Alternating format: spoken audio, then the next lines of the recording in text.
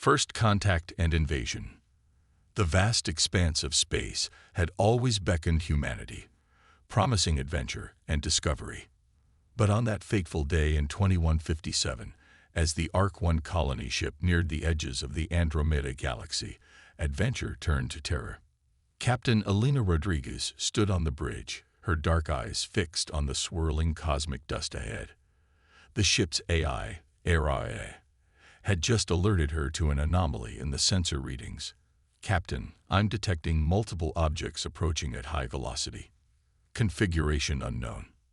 Elena's heart raced. First contact. After centuries of searching, humanity would finally meet its cosmic neighbors. But as the objects drew closer, hope gave way to dread. These weren't ambassadors of peace. The alien ships, sleek and predatory, emerged from the cosmic mist. Their hulls gleamed with an otherworldly iridescence, adorned with what looked like organic protrusions. Without warning, they opened fire. Evasive maneuvers. Elena shouted, but it was too late. Energy beams lanced through space, striking the Arc-1 with devastating precision. Alarms blared as the ship's systems began to fail. "Hull breach in sectors 7 through 12, Araya reported, its synthetic voice unnervingly calm. "Life support failing in cryogenic chambers." Elena's blood ran cold. Thousands of colonists slumbered in those chambers, dreaming of a new world and a fresh start. Now, they faced extinction before even waking. As the alien ships closed in, a transmission crackled through the comm systems. A harsh, guttural voice spoke in broken English. "Humans. Weak. Unworthy. Your species ends here." Elena gripped the command console, her knuckles white. "Like hell it does," she growled. "Araya, initiate Protocol Omega." The AI's avatar flickered. "Captain, Protocol Omega will overload the ship's fusion core. We'll be destroyed." "Along with these bastards," Elena said, her voice steel. "Send out a distress beacon. Make sure Earth knows what happened here." As the alien ships prepared to board, Elena closed her eyes, thinking of the family she'd left behind on Earth. She hoped they'd forgive her for not coming home. Now, Araya. The Arc-1's core went critical, erupting in a blinding flash of energy that engulfed both the colony ship and its attackers.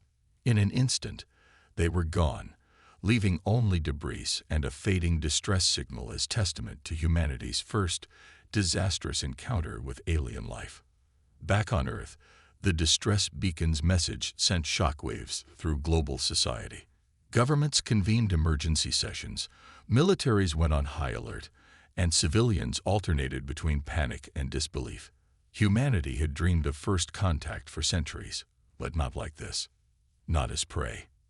In the halls of the United Earth Government in Geneva, Admiral Jonathan Chen paced before a room full of grim-faced officials. "The Arc-1 transmission leaves no room for doubt," he said, his voice echoing in the tense silence. "We are under attack by a technologically superior alien force. They've made their intentions clear: the extermination of our species." A murmur of fear rippled through the room. Chen's eyes hardened.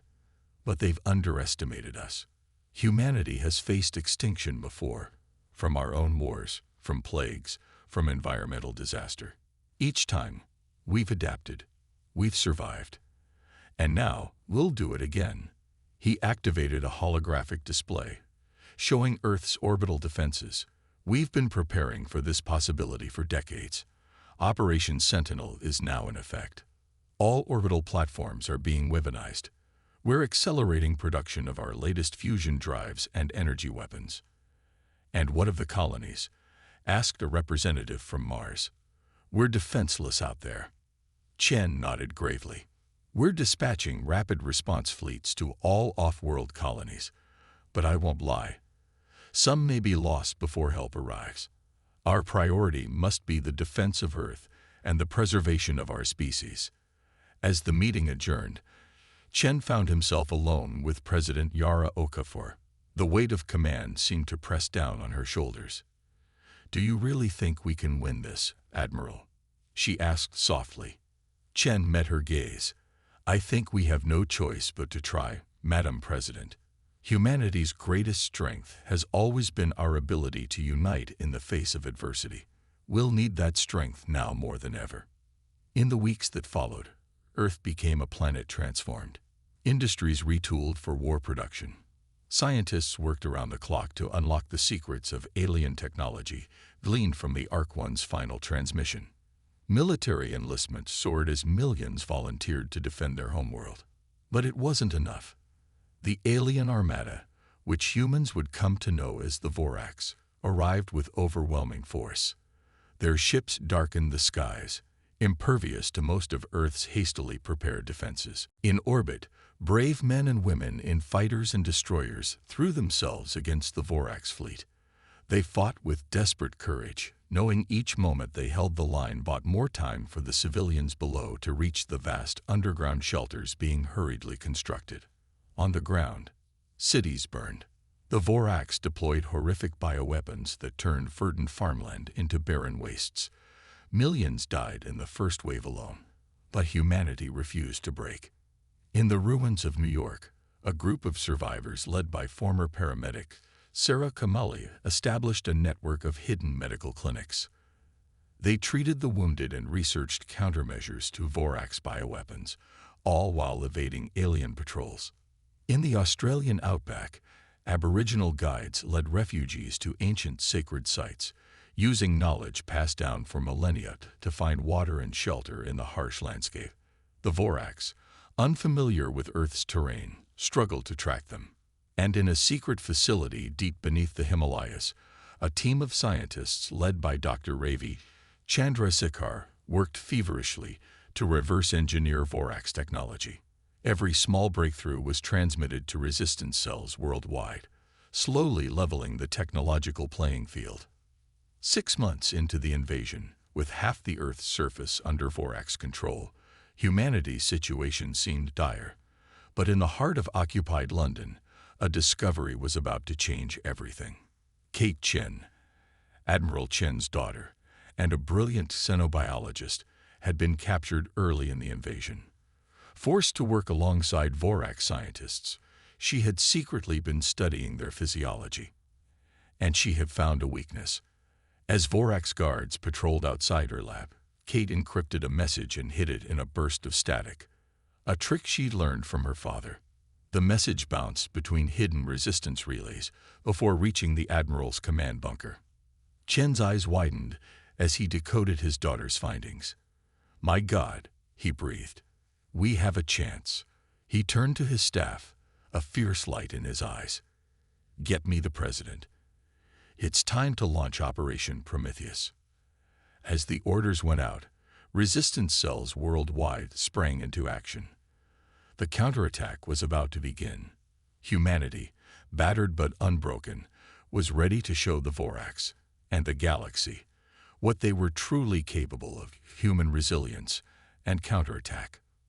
The dawn broke blood-red over the ruins of Paris, casting long shadows across the once beautiful city. In the hollowed-out shell of the Louvre, now a Voraks command center, Kate Chen worked with trembling hands. Months of captivity had left her gaunt, but her eyes burned with determination.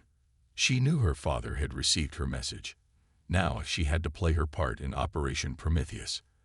As she mixed chemicals in the Voraks lab, she silently thanked her martial arts instructor back on Earth. The breathing techniques she'd learned were all that kept her calm as she prepared the bioweapon that could turn the tide of the war. Across the occupied territories, similar scenes played out. In Berlin, resistance fighter Hans Müller infiltrated a Voraks communications hub disguised as a maintenance drone. In Cairo, former hacker Aisha Farhani prepared to unleash a virus that would cripple the aliens' network. And in low Earth orbit, a stealth ship carrying Admiral Chen and a team of elite operatives silently approached the Voraks flagship. Their mission: to capture the alien commander and deal a crippling blow to the invasion force. As the appointed hour struck, Kate released her bioweapon into the Voraks life support systems. All across the occupied zones, the aliens began to choke and writhe, their biology betrayed by the very atmosphere they'd thought they controlled. In that moment of confusion, humanity struck back with all its fury. Sleeper agents emerged from hiding, armed with weapons reverse-engineered from Vorax technology. Resistance cells launched coordinated attacks on key installations, and in space, the remnants of Earth's fleet, bolstered by ships hidden in the asteroid belt, engaged the disorientated Vorax armada. Admiral Chen's team fought their way through the alien flagship, facing nightmarish creatures and strange traps. Chen himself dueled with the Vorax commander, a towering being of chitinous armor and cruel intelligence. Why? Chen growled as they grappled. Why attack us? The Vorax commander's mandibles clicked in what might have been laughter. You were meant to be cattle, it hissed. Easy prey to feed our empire's expansion. But you fight like demons. Chen's eyes narrowed. With a swift move, he disarmed the alien and pinned it to the ground. We're not demons, he said. We're human, and we're taking back our world. As news of the Vorax commander's capture spread, the alien forces fell into disarray. Without centralized leadership, their technological superiority meant little against humanity's fierce determination and adaptive tactics. In the week that followed, Earth's defenders pushed the Vorax back on all fronts. Cities were liberated, tearful reunions took place in the streets, and the first steps towards rebuilding began. But the war was far from over. The Vorax still held much of Earth's surface, and their vast armada remained a threat. Humanity had won a critical victory, but the struggle for survival had only just begun. In the newly established war room beneath Geneva, President Okafor addressed the leaders of the global resistance. We've bloodied their nose, she said, her voice firm. But the Vorax will regroup. We need to press our advantage. Dr. Chandrasekhar stepped forward, his holographic avatar flickering slightly. Madam President, my team has made a breakthrough. We've managed to adapt Vorax faster-than-light technology to our ships. We can take the fight to their home systems. A murmur of excitement ran through the room. Admiral Chen, freshly returned from his mission, raised a hand. It's risky, he cautioned. We'd be venturing into unknown space with limited resources. But think of the intelligence we could gather, argued General Maria Santos of the South American Alliance. We might find other species resisting the Vorax, potential allies. President Okafor nodded slowly. We'll need volunteers. This mission would be dangerous, possibly one way. To everyone's surprise, Kate Chen stepped forward. She'd been rescued in the liberation of Paris, and despite her ordeal, her spirit remained unbroken. I'll go, she said. I studied the Vorax up close. That knowledge could be crucial. Admiral Chen's face was a mix of pride and fear, but he nodded his agreement. I'll lead the mission, he said. We'll take our fastest ship, the Phoenix. As preparations for the deep space mission began, Earth continued its campaign of liberation. The Vorax, reeling from the loss of their commander and the effects of Kate's bioweapon, retreated to fortified positions. In Africa, General Kwesi Osei led a brilliant campaign that drove the aliens from the continent in a matter of weeks. His forces used the terrain to their advantage, employing guerrilla tactics that the Vorax, used to open space combat, struggled to counter. In Asia, the resistance was spearheaded by an unlikely alliance between North and South Korea. Decades of military preparedness and underground facilities proved crucial in surviving the initial invasion, and now they emerged with a vengeance. Even in the most devastated areas, humanity's spirit remained unbroken. In the irradiated wastes of what was once Eastern Europe, communities of survivors formed, developing mutations that allowed them to withstand the harsh conditions. They became known as the Radkin, and their enhanced physical capabilities made them fearsome fighters against the Vorax. As the Phoenix prepared for its historic journey, a sober reality set in. Earth had won its first major victory, but the cost had been astronomical. Billions were dead, great cities lay in ruins, and much of the planet's surface was no longer habitable. Yet amidst the devastation, there was hope. In the aftermath of the counterattack, A global sense of unity emerged, transcending old national and ideological boundaries. Humanity had looked into the abyss of extinction and pulled back. They would rebuild, they would remember, and they would take the fight to the stars. On the day of the Phoenix's launch, crowds gathered at viewing sites around the world. The sleek ship, a hybrid of human ingenuity and adapted alien tech, gleamed in the sunlight as it prepared for liftoff. Inside, Admiral Chen strapped himself into the command chair. Beside him, Kate double-checked her xenobiology equipment. The rest of the crew, a hand-picked team of Earth's finest, reported ready. As the engines fired and the Phoenix rose towards the stars, Chen allowed himself a moment of reflection. They were about to venture further than any humans had gone before, carrying with them the hopes of their entire species. "Phoenix actual to Earth controlled," he said, his voice steady. "We are go for faster than light jump. See you on the other side." With a flash of light and a ripple of distorted space, the Phoenix vanished, leaving Earth behind. The next phase of the war had begun. Back on the planet's surface, in fields and forests, in the rubble of cities and the depths of underground bunkers, humanity continued its fight. They were battered, they were bloodied, but they were undefeated. And as news of the Phoenix's mission spread, a new sense of purpose filled the hearts of Earth's defenders. They had survived the invasion. They had fought back against impossible odds. Now, they would take the fight to the enemy's doorstep. The Voraks had thought humans would be easy prey. They were about to learn just how wrong they were. Technological innovation and alliance. The Phoenix emerged from its faster-than-light jump in a system unlike any the crew had ever seen. 3 suns of different colors, red, blue, and gold, orbited each other in a complex dance, their light playing across the hull of the Earth ship. "Status report," Admiral Chen ordered, his eyes scanning the unfamiliar star field before them. "All systems nominal," reported Lieutenant Yuki Tanaka from the helm. "FTL drive is recharging. We're approximately 50 light-years from Earth, sir." Kate Chen, strapped into her station, pored over the sensor readings. Admiral, she corrected herself. "I'm picking up artificial structures on the 4th planet of this system. And energy readings consistent with Vorax technology." A tense silence fell over the bridge. They had hoped to gather intelligence, but nobody had expected to find Vorax presence so quickly. "Life signs?" Chen asked. Kate frowned at her console. "Yes, but not Vorax. Something else. Something I've never seen before." Chen made a quick decision. "Tactical, passive scans only. Yuki, take us in closer, but keep us hidden in the sensor shadow of that outer gas giant. We need to see what we're dealing with." As the Phoenix crept closer to the inhabited world, the crew watched in awe as a battle unfolded before them. Vorax ships, similar to those that had attacked Earth, were engaged with smaller, more agile craft of unknown design. "They're putting up one hell of a fight," murmured Commander Darius Nazari, the Phoenix's tactical officer. "Those smaller ships are running circles around the Vorax." Kate's eyes widened as she correlated data.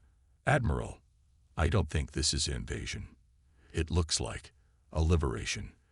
The Vorax are trying to hold the planet, but these other aliens are driving them out."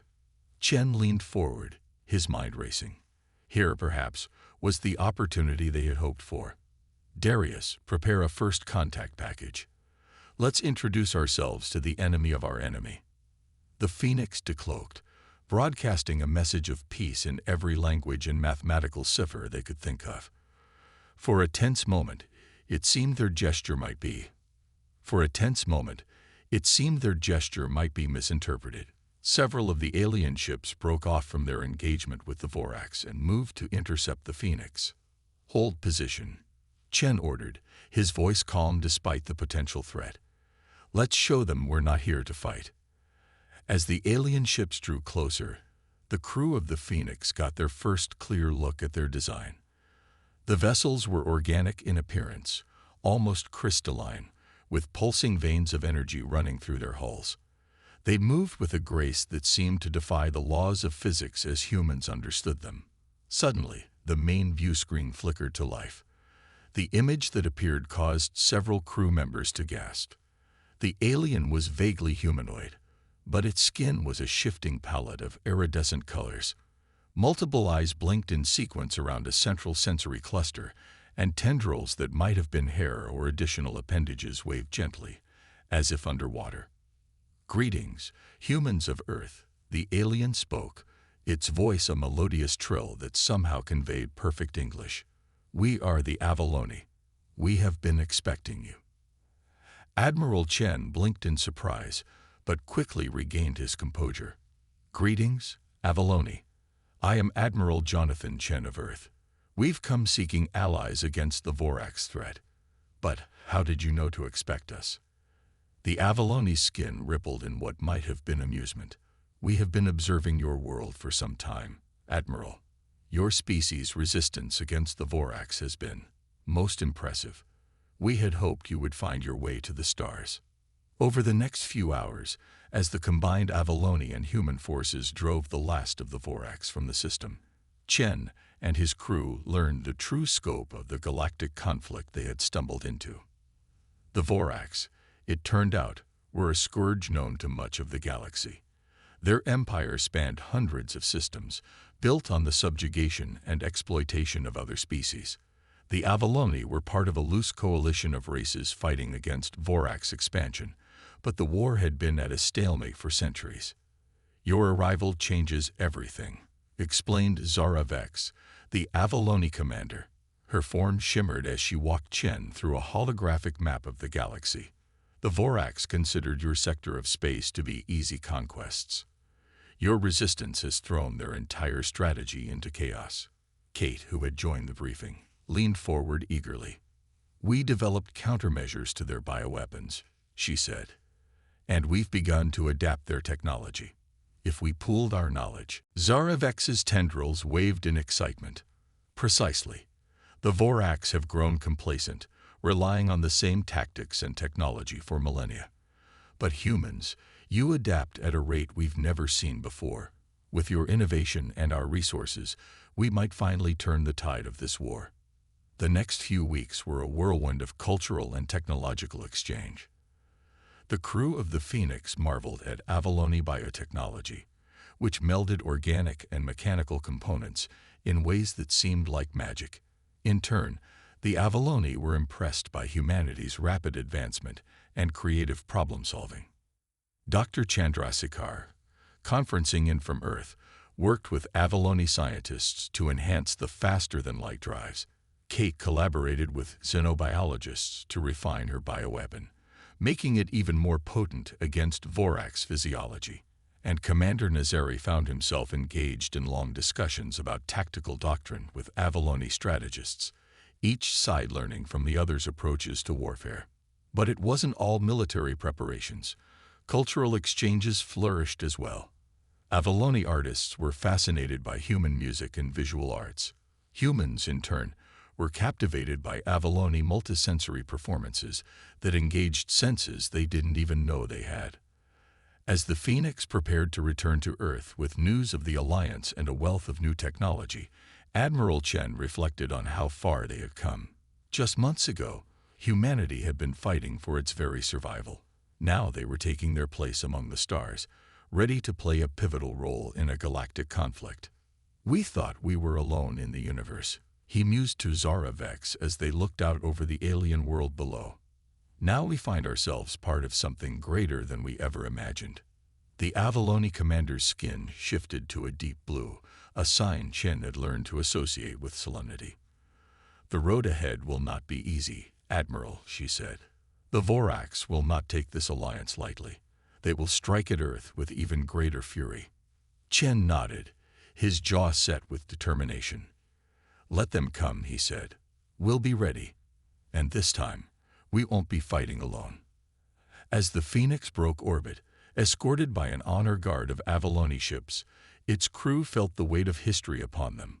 They carried with them the key to Earth's survival, and perhaps the fate of the galaxy itself.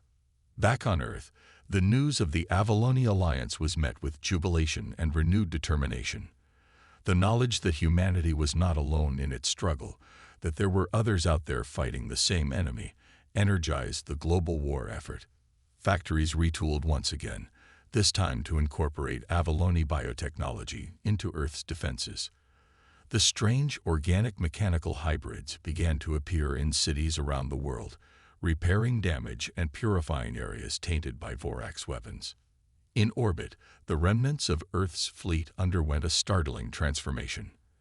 Avaloni engineers worked alongside human technicians, turning the battered ships into formidable weapons of war.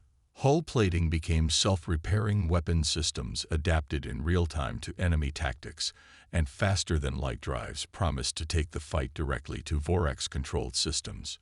But even as Earth prepared for the next phase of the war, the Vorax were not idle. Deep in the heart of their empire, the Vorax overlord received news of the human Avaloni Alliance. Its rage shook the very foundations of its fortress world. These humans, it snarled to its assembled war council, have proven to be more than mere cattle. They are a plague, spreading rebellion wherever they go. We will excise them from the galaxy with such brutality that no species will dare resist us again. As the Vorax marshaled their forces for a final devastating assault on Earth, the stage was set for a confrontation that would determine the fate not just of humanity, but of freedom throughout the galaxy. The war was about to enter its final, most deadly phase. But for the first time since the conflict began, the defenders of Earth allowed themselves to feel something they had almost forgotten: hope. The turning point. The skies above Earth roiled with energy as the combined human Avaloni fleet faced off against the largest Vorax armada ever assembled. The Vorax overlord, enraged by the alliance and the continued defiance of what it saw as an inferior species, had committed nearly half of its total forces to this final assault on humanity's homeworld. Admiral Chen stood on the bridge of the Phoenix, now the flagship of Earth's defense fleet. The ship had been extensively modified with Avaloni technology, its hull now a seamless blend of metal and living crystal. Around him, human officers worked alongside Avaloni counterparts, their movements synchronized, as if they'd been fighting together for years instead of months. Vorax fleet approaching optimal weapons range, reported Commander Nazari, his fingers dancing over the tactical display. They're forming up for their standard overwhelming force assault. Chen allowed himself a grim smile. Good. Let's show them how that works out for them this time. All ships, execute Operation Hydra. Across the fleet, ship captains acknowledged the order. The human Avaloni armada began to move, but not in the defensive formation the Vorax expected. Instead, the fleet split into dozens of smaller task forces, each moving with a speed and agility that should have been impossible for vessels of their size. The Vorax command was momentarily stunned. Their tactical doctrine, unchanged for millennia, had always relied on overwhelming force against a massed enemy fleet. But now, faced with a swarm of smaller, faster targets, their formation began to break apart. Now, Chen ordered, hit them with everything we've got. The space around Earth erupted in a dazzling display of destructive power. Avaloni energy weapons, now integrated into human ship designs, lanced out with pinpoint accuracy. Missiles enhanced with biotechnology sought out enemy weak points with uncanny precision. And a new weapon, developed jointly by human and Avaloni scientists, made its debut: quantum disruptors that literally unraveled the atomic structure of the Vorax ships. On Earth's surface, in hardened bunkers and command centers, military leaders and civilians alike watched the battle unfold with bated breath. This was it, the moment that would decide the fate of their world and, quite possibly, the galaxy. In New Delhi, Dr. Chandrasekhar and his team monitored the performance of their latest innovations. The quantum disruptors are exceeding all expectations, he reported excitedly. Vorax shields have no defense against them. From her position coordinating ground defenses in Sydney, General Santos allowed herself a moment of hope. Keep it up, She breathed, watching as another Vorax capital ship disappeared in a flash of light. We might just pull this off. But the Vorax were not about to go down without a fight. As their front lines crumbled under the onslaught, the alien commander made a desperate gamble. A group of their largest dreadnoughts broke through the human Avalone lines, making a beeline for Earth itself. They're going to try to glass the planet, Kate Chen shouted, interpreting the sensor data. If they get close enough, they can trigger a chain reaction in the atmosphere. Admiral Chen's mind raced. They couldn't recall enough ships to stop the dreadnoughts without leaving the rest of the fleet exposed. And the Earth's orbital defenses, while formidable, weren't designed to handle ships of that size. It was Zora Vex who provided the solution. The Avalone commander's skin pulsed with rapid color changes, a sign of intense concentration. "We have one option," she said, "but it's never been attempted on this scale before." She quickly outlined a plan that seemed equal parts brilliant and insane. It would require perfect coordination between the Avalone ships and Earth's ground-based defenses. And if it failed, it would leave the planet completely exposed.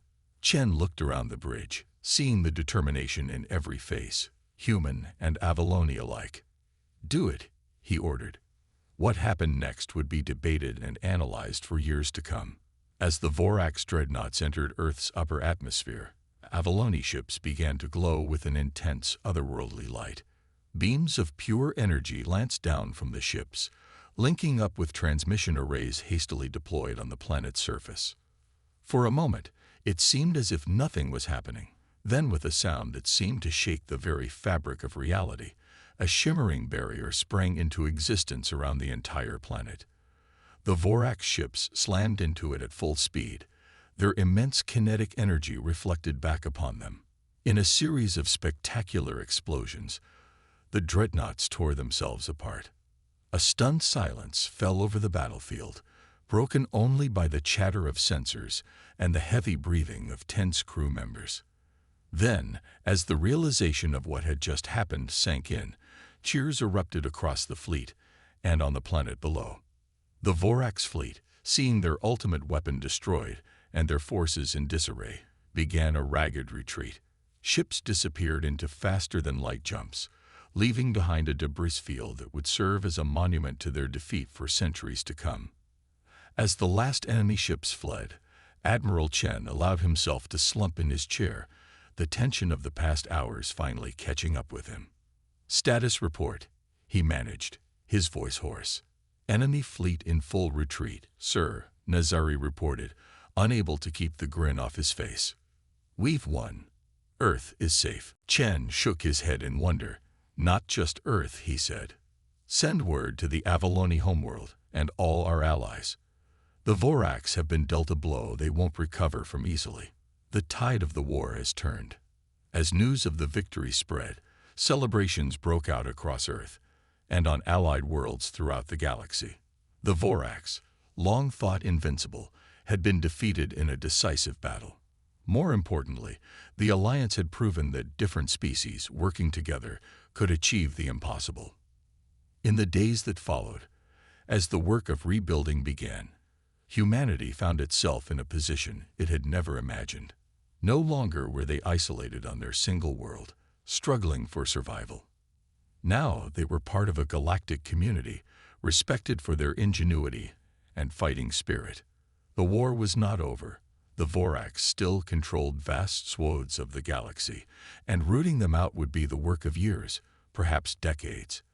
But for the first time, victory seemed not just possible, but inevitable. As Admiral Chen looked out over the Earth, now protected by a shimmering energy field that stood as a testament to interspecies cooperation, he felt a profound sense of pride and hope. Humanity had faced its greatest challenge and emerged stronger than ever. The stars, once a distant dream, now beckoned with the promise of adventure, discovery, and a future brighter than anyone had dared to imagine. Victory and galactic implications. 5 years after the Battle of Earth, the galactic landscape had changed dramatically. The Vorax Empire, once the dominant force in known space, had been reduced to a fraction of its former territory. The alliance forged in the heat of Earth's desperate struggle had expanded into a thriving interstellar federation, with humanity playing a key role in its leadership and development. Admiral Jonathan Chen, now serving as Earth's representative on the Galactic Council, stood before the assembled delegates. The council chamber was a marvel of cooperative engineering, blending the architectural styles and technologies of a dozen different species. As Chen looked out over the gathering, he saw not just allies, but friends, beings who had fought and bled alongside humanity in the long campaign against the Voraks. Distinguished representatives, Chen began, his voice carrying easily in the acoustically perfect chamber. Today marks a historic moment. Our combined fleets have liberated the last known Vorax-held world. The war that has consumed our civilizations for so long is, at last, over. A chorus of cheers, trills, and other expressions of joy erupted from the assembled delegates. Chen waited for the excitement to die down before continuing. But our work is far from finished. As we transition from war to peace, we face new challenges. Millions of beings, formerly under Vorax control, now look to us for guidance and support. Entire ecosystems have been ravaged by Vorax exploitation, and we must remain vigilant against any attempt by Vorax remnants to reorganize. Zuravex, the Avaloni commander who had become one of Chen's closest friends and advisors, stepped forward. Her skin rippled with patterns that conveyed both solemnity and hope. "The Admiral speaks wisely," she said, "but let us not forget how far we have come. When the Vorax first attacked Earth, many thought it would be the end of humanity. Instead, it became the catalyst for the greatest alliance our galaxy has ever known." As the Council debated the plans for reconstruction and peacekeeping, Chen couldn't help but reflect on the incredible journey that had brought them to this point. He thought of Kate, his daughter, now heading up a multi-species research team dedicated to healing worlds damaged by Vorax bioweapons. Her work had already restored life to planets long thought dead, earning her renown across the Federation. He remembered Dr. Chandrasekhar, whose brilliant mind had helped bridge the gap between human and alien technologies. The quantum communications network he had developed had revolutionized interstellar coordination, allowing for real-time communication across vast distances. And he thought of the countless others, human and alien alike, who had given their lives in the struggle for freedom. Their sacrifice had made this new era of peace and cooperation possible. As the council session concluded, Chen found himself approached by a young Vorax, one of the many who had defected during the war, choosing to side with the alliance against their former masters. "Admiral Chen," the Vorax said, its voice a mix of respect and nervousness, "I wanted to thank you. My people, we were taught that other species were inferior, fit only to be conquered. You proved us wrong. You showed us a better way." Chen clasped the Vorax's arm in a gesture of friendship. "We all have much to learn from each other," he said. "That's what this Federation is all about." As Chen left the council chamber, he was met by a group of human children, part of a school trip to the galactic capital. Their eyes were wide with wonder as they took in the myriad alien species and fantastic technologies around them.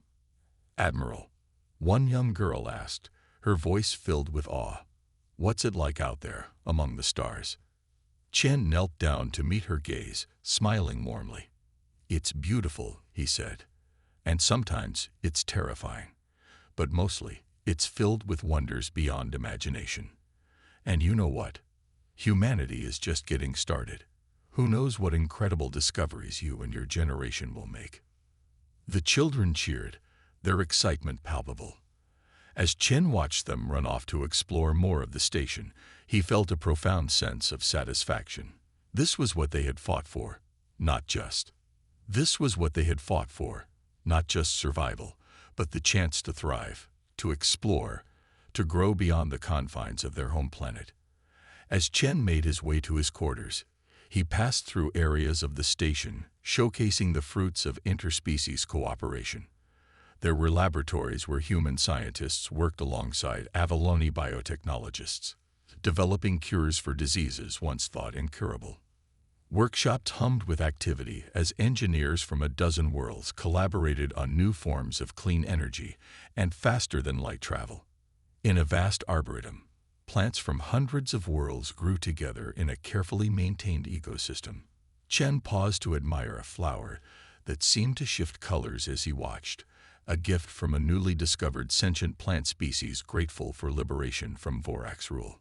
His comm unit chimed, and Chen answered to find Kate's holographic image smiling at him. "Dad, I've got great news," she said, her excitement evident even through the hologram. "We've just successfully reintroduced animal life on Novus Prime, a planet the Vorax stripped bare is breathing again." Chen felt a surge of pride. "That's fantastic, sweetheart. Your mother would have been so proud of you." He felt a familiar pang at the mention of his late wife, who hadn't lived to see humanity's ascension to the stars, but the pain was tempered by joy at their daughter's accomplishments. As he ended the call, Chen's thoughts turned to the future. The Federation was growing, with new species joining almost weekly. Many were former Vorax subjects, eager to take their place in a galaxy built on cooperation rather than conquest. But there were also newly discovered civilizations, some still taking their first tentative steps into space.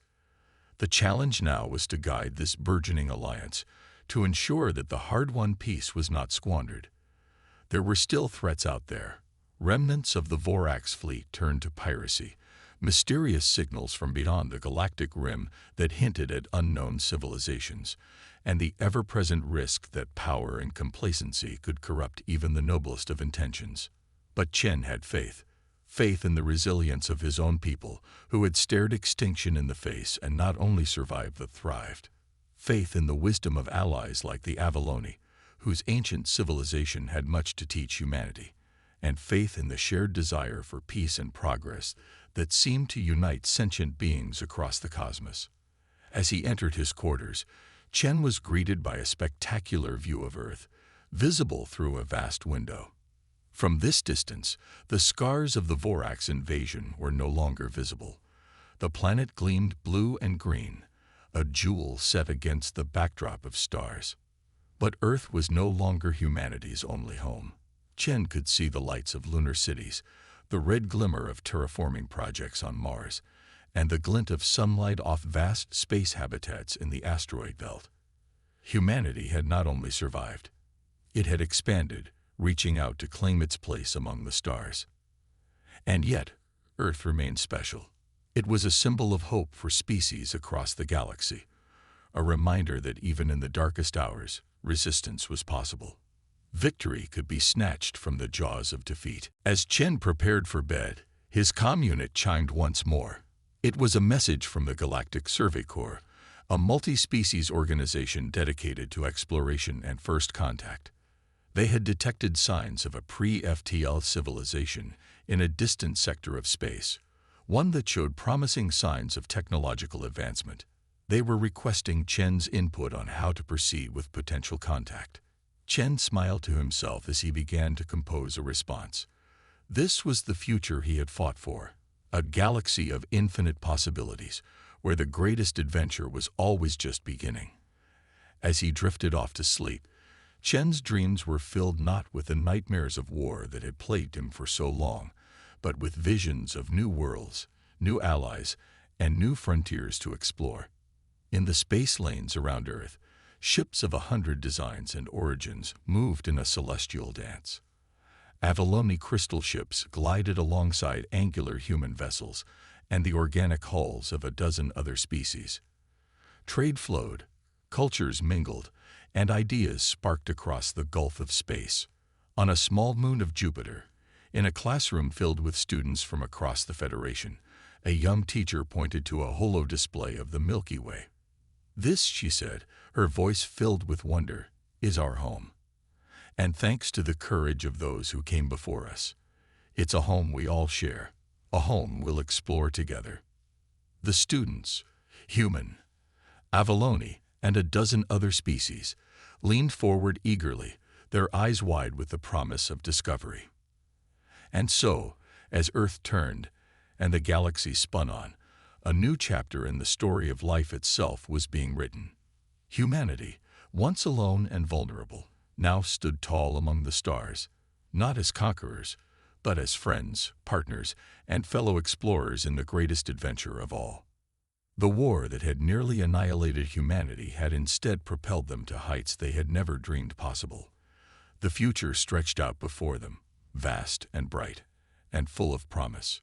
For in facing its greatest challenge, humanity had not only saved itself, it had helped forge a better galaxy for all. And that, perhaps, was the greatest victory of all.